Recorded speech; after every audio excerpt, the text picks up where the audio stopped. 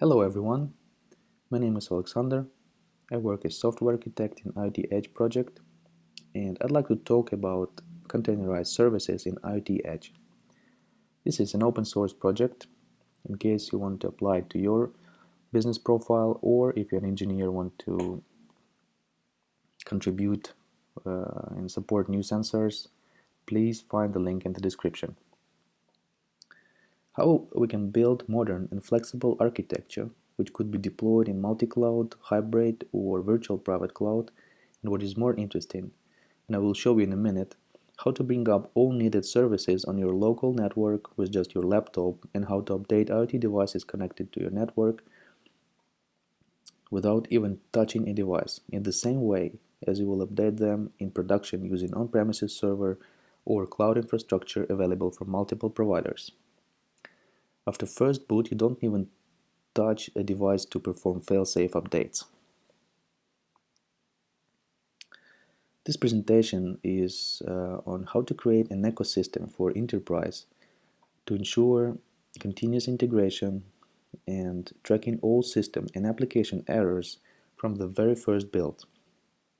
How to make your system secure, how to make it flexible for large updates and integrations with commercial and open source solutions, the system which you can extend to apply your requirements needed to achieve core business goals. Highly scalable and where core system can run in multi-cloud environment with high availability and automatic recovery with rules that you define, with zero-touch device onboarding in the field, how to reduce the expenses on device fleet management and infrastructure to the limit. In demo, I'll show you how to create new stack, deploy it and troubleshoot stack on the device. Before creating our own stack for seat sensor, that's the sensor I'm using, it's industrial sensor used in this demo.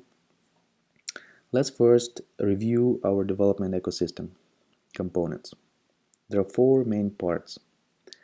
Development tools, container, it will be used to perform all actions for configuring, building and deploying IoT Edge services. Actually, container images. Edge server with bunch of pre-configured services to onboard new edge nodes, save private container images for edge nodes, deploy and manage edge nodes according to business deployment policies. Also, it hosts Grafana and InfluxDB, and it could be extended for your needs pretty easily. Edge node is a target IoT device. For stack deployment, edge node on registration claims its capabilities, which are later used by business policy deployment rules. Edge device or sensor is a device which is too limited to run container, but it's controlled by edge node from deployed business logic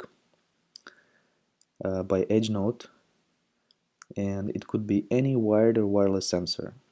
In my case, it is a seat sensor, and we have a stack with one service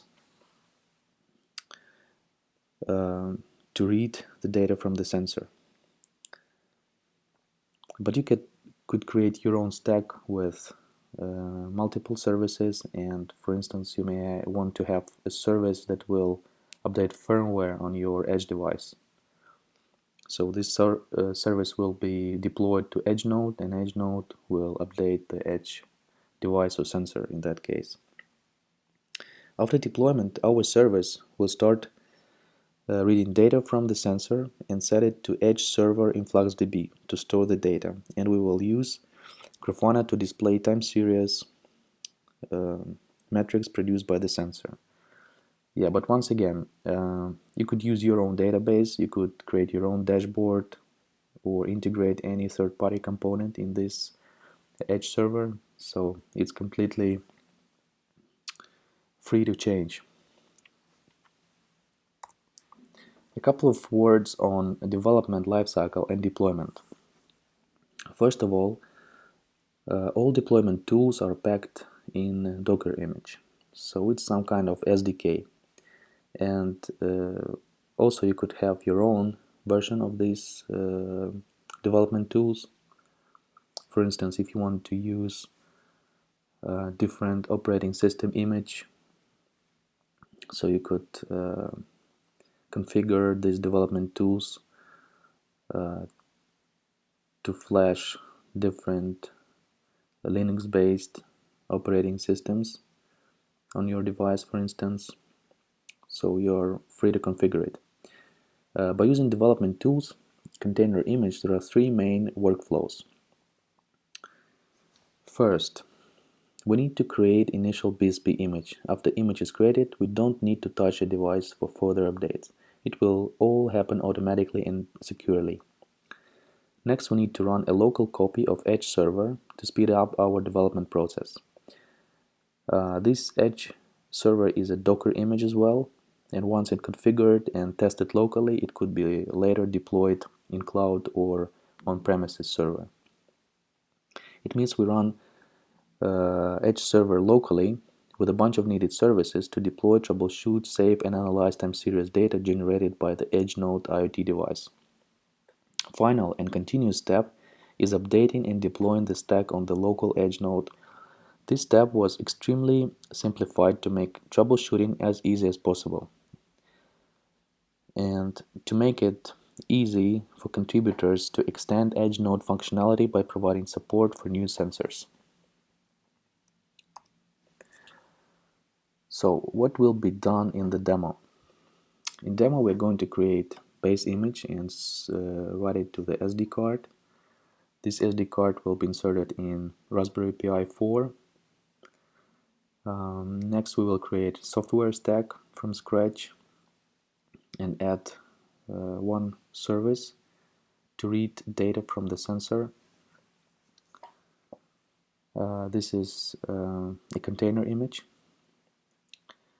Then we start the Edge server with a bunch of services on localhost. Then we deploy the stack to remote Edge node IoT device with zero touch. Then we will extend our stack a little bit to show you how it is easy to redeploy the updated code on the remote device in just a seconds. And finally, we will see the data generated by the sensor in Grafana. First, we need to clone the repo and go to Tools directory.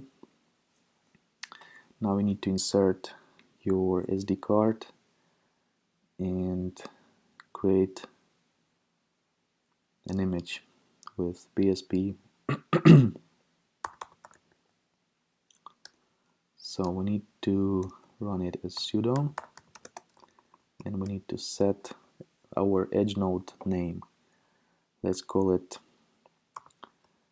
Smart Farm Node.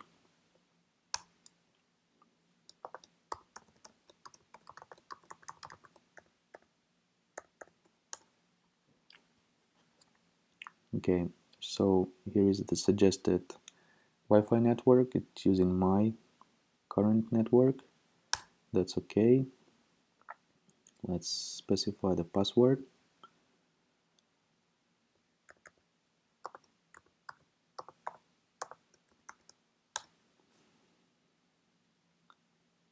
Okay, so you see here we created, it is called initial patch, which will patch original BSP image with all needed files on the first boot. And after the board reboots itself, all this patch is applied and the board is ready for accepting new updates remotely. The important part here is that in development we have SSH port open, but in production environment we could completely close all the ports from the device, so it's become completely dark, and the device itself will pull the updates from the Edge server. Okay, yeah, we're ready to dump all the data. It's gonna take a few minutes, so I'll speed up video here and we'll come back later.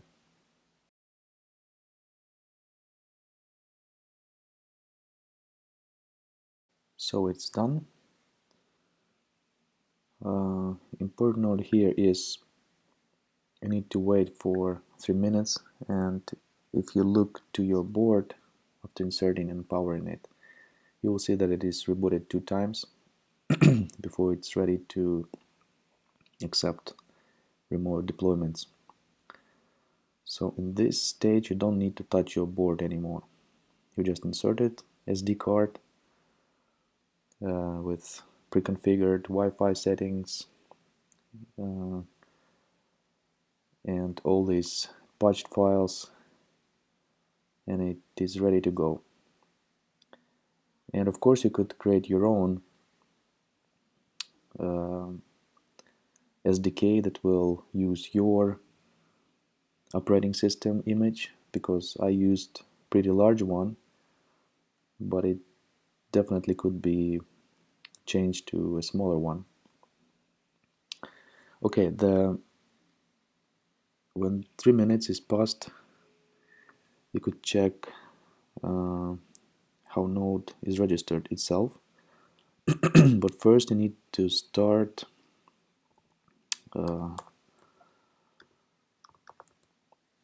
local edge server.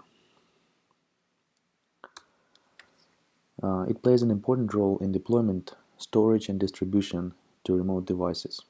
And it could run in cloud or, in our case, in localhost.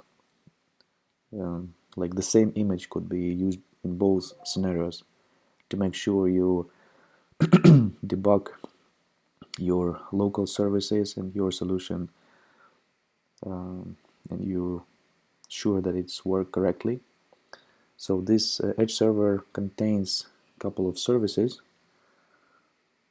for troubleshooting development. For example, it has Loki running in container, of course, which gathers remote logs from Edge node, so you can analyze the issues to make sure there is no failures with hard disk, RAM, and how, for instance, your system respond to connection losses. So you could test all these scenarios and make sure when you deploy your stack to production edge node, everything is covered and you are sure that the system is running. And even in that case, if something wrong has happened, I will show you in a minute how you could configure fail-safe scenarios when you have like stable version, and when you're updating a new version, you could configure rules how to retry development version and how to restore back to original version in case of failures. Okay, we can now check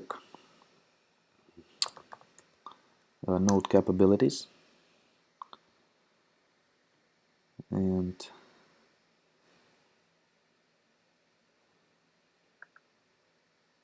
smart farm node, we call it smart farm node. So yeah, this is the node capabilities. Each node, when it starts, it registers itself and claims a list of capabilities. And this is very flexible and powerful feature, because here you see how node is registered itself. You see here a few fields provided by OpenHorizon and some other fields I added. So for instance, when we deploy our service or our stack to the node, we will use this name in our demo. But you see here you could have different capabilities, and you can reuse it in deployment policies. For instance, you could have test lab environment or production environment, or have different properties and group different devices, including that properties, to make updates. For instance, you may want to have beta testers devices that will check if a new staging update of the service is capable of running without failures, and after that you could deploy to all others. So there are various scenarios here, and that's why it's very flexible. So let's create a stack. Okay, here I included in development tools one stack I will be using for this demo, and I hope we will add more stacks in nearest future. So let's create this one. So we have this stack appeared here, and let's check what's inside. Okay, so we have version. This version is automatically incremented on every successful deployment. We have services list. It could be one or few services running in one stack. And for this particular demo, I used Telegraph container, and also I added Telegraph exec plugin to read data from sensor and to send this data by Telegraph into remote InfluxDB, which is running on Edge server. Okay, so here we're just using device mapping feature because our container needs to access the device directly. Also, you could have here dependencies and other configurations. Okay, let's check our source code. So you see it's very simple. We have this output which will be intercepted by Telegraph and sent to Edge server InfluxDB, and later it will be displayed in Grafana. Okay, so let's build our stack.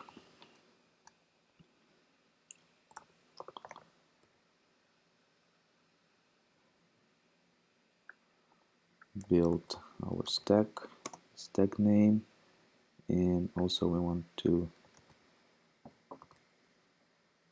deploy to our smart farm node. Now, before deploying this new stack to the Raspberry board on our local network, it's a good time here to connect seed sensor to USB with USB connector. I put the description in the link. So before running the deployment, you need to insert moisture sensor in USB.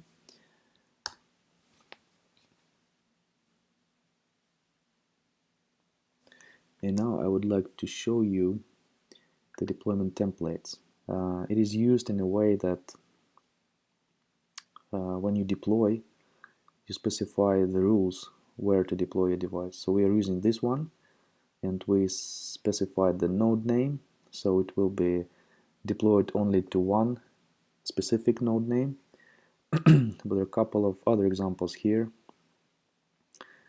So you could deploy on location, or for instance in production, when you want to support fail-safe scenario, you have a stable version here, for instance, and this is new version. And if this new version is not started in 2 minutes, the system will roll back this particular service to stable version. service is deployed on the board. So board should be now running this new just added stack with one telegraph service. When the stack is running on the device, it should be reporting sensor data into Edge server running in my local host. So let's check it.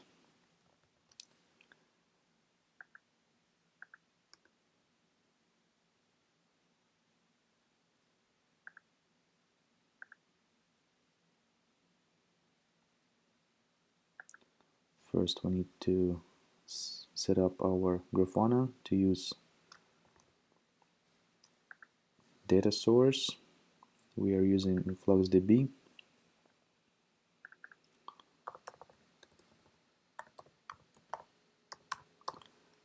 We need to set InfluxDB because it's running in container in localhost, so we are using telegraph database, user and password. Okay, it's now ready.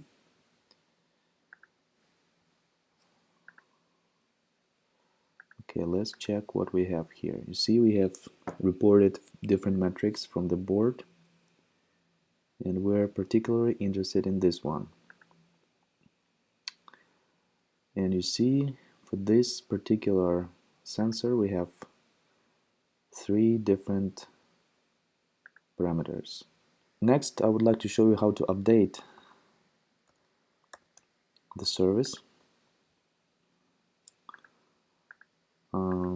So here we deployed and now version incremented, so we don't need to do anything here, but what we want to add is salinity value,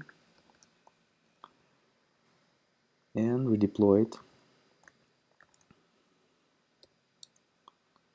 once again.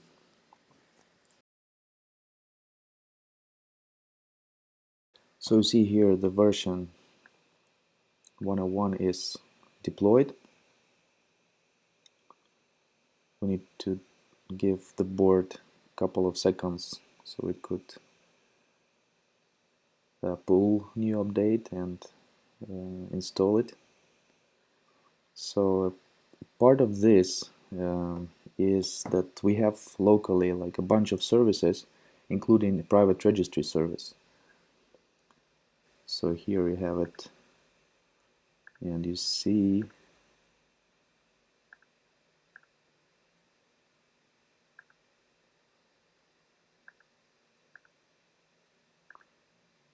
the telegraph repository.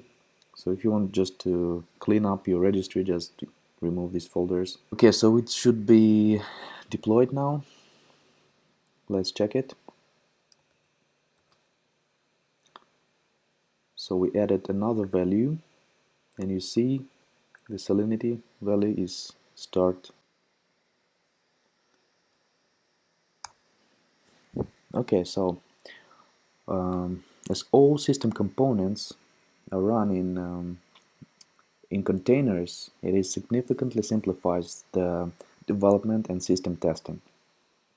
Also, Edge Server doesn't depend on any specific infrastructure and can be deployed to any infrastructure providers such as GCP, AWS, Azure, IBM Cloud, and many others, or on localhost, as I just demonstrated to you in this demo, or on premises server. Of course, you can create your own Edge server by extending with other services for your specific needs. Use lots of available open source services in containers and integrate it with external third-party services and apply your business requirements. Being flexible and modular, this reference architecture could be used in different business domains. In robotics, in industrial, with PLC integration, in retail, in agriculture, in smart home, in storehouse and vehicle fleet management. So it's pretty flexible, And thank you for watching this video. And if you have any comments or suggestions, I will be glad to respond down below this video. Thanks for watching.